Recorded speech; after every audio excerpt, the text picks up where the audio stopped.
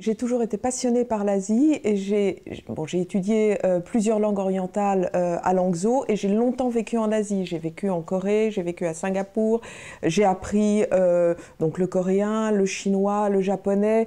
En vivant en Extrême-Orient, j'ai aussi appris le malais et l'indonésien. Donc l'Asie m'a toujours fascinée. Mais c'est vrai qu'au début, comme j'ai une formation d'historienne, j'ai choisi de me pencher d'abord sur ce que je connaissais le mieux, qui était la Corée. Et j'ai démarré en fait par une biographie de la dernière reine de Corée, la reine Min. Et j'avais encore besoin d'un support historique. Et puis petit à petit, au fur et à mesure de mes romans, je me suis un petit peu éloignée de l'histoire. Je pense que j'avais envie d'écrire, de laisser libre cours à ma plume. Donc le second roman se plaçait à nouveau dans l'histoire, parce que le second roman, Les Orchidées rouges de Shanghai, se passe dans un contexte historique pendant la Seconde Guerre mondiale, mais est né d'une rencontre avec une femme. Donc il y a toujours cette idée de terrain. Et puis le troisième, Les Larmes bleues, était à nouveau dans une époque historique, mais alors se détacher déjà de l'histoire avec un personnage de fiction. Et puis d'une façon ou d'une autre, je pense qu'il faut un petit peu mûrir quand on écrit. On a un petit peu peur de se lancer dans l'écriture sans fond historique, et je suis tombée sur cette histoire qui m'a passionnée.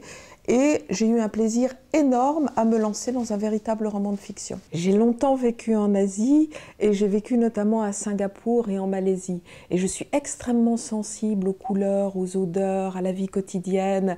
En outre, j'ai une éducation d'anglicisme. Dans ma famille, on a beaucoup d'anglicisme, donc j'ai été nourrie à cette atmosphère de Conrad, de Somerset Maugham, à cette atmosphère de l'ancien empire britannique.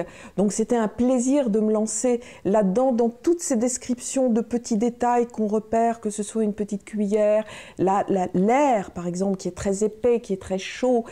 Tout ça, ça compte énormément pour moi et j'ai vraiment voulu retranscrire ça, et c'est spontané parce que c'est ce que j'aime.